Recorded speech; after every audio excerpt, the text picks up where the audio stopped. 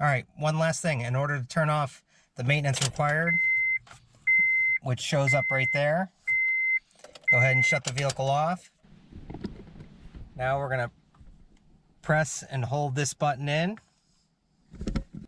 and we're gonna go ahead and turn the key 2 clicks. 1, 2. And we're gonna do that until that maintenance light disappears, like that. All right. So that's how you reset the maintenance required button in a 2002 to 2006 Honda CRV. There you go.